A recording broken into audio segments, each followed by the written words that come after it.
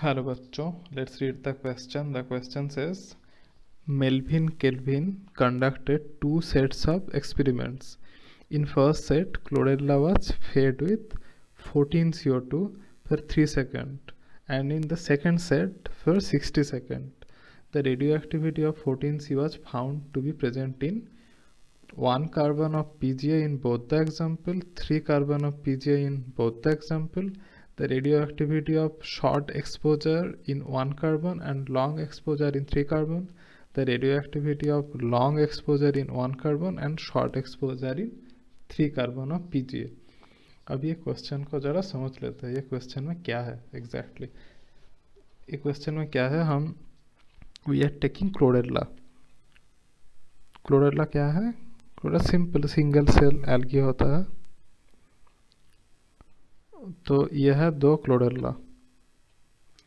ये दो क्लोरेला में हम क्या करेंगे, इसमें हम डालेंगे कार्बन डाइऑक्साइड. कैसा carbon dioxide? Radio active carbon dioxide. इसमें क्या है?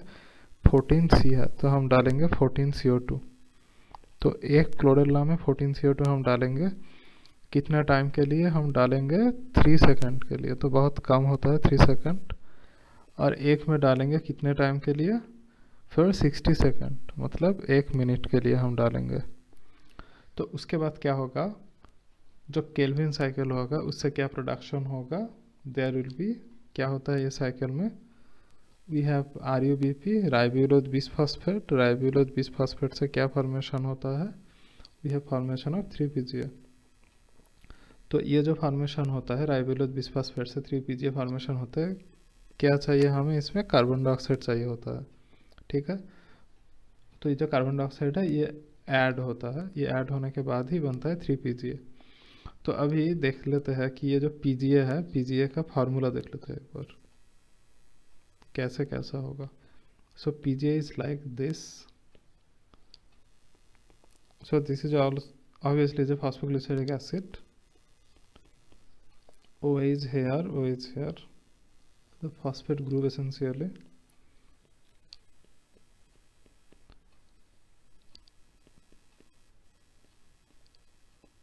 तो इसमें कितना कार्बन दिखा हमें? इसमें यह एक carbon, this is another carbon, this is another carbon. तो इसमें कितना कार्बन हो गया? 3 कार्बन हो गया. 1 2 3. So this is 3 carbon chemical.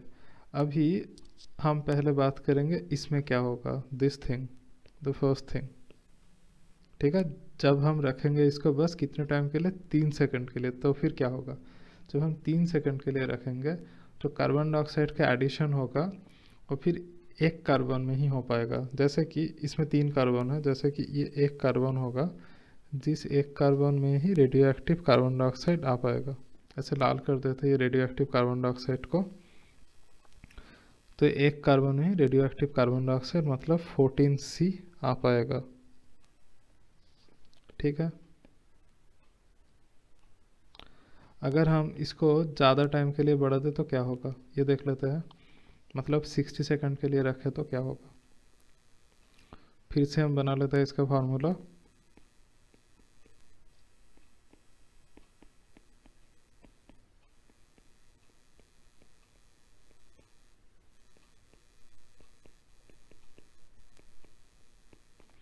तो क्या होगा? फिर से we have 3 carbon over here, 1 2 and 3.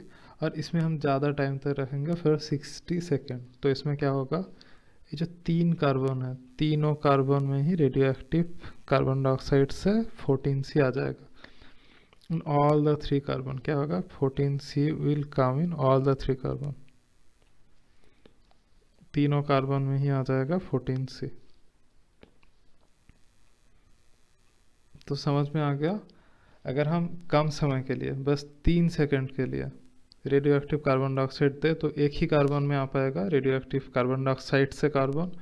और हम 60 सेकंड तक रखें, 1 मिनट तक, जो तीनों कार्बन होगा तीनों में ही आ जाएगा रेडियो एक्टिव कार्बन डाइऑक्साइड वाला कार्बन. तो ऑप्शन देख लेते हैं कौन सा ऑप्शन में ये है.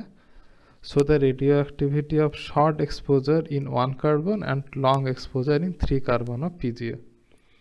तो अभी आ गया हमारा ऑप्शन C. तो ऑप्शन C क्या होगा? Option C will be the correct answer. I hope you understood it well and all the best.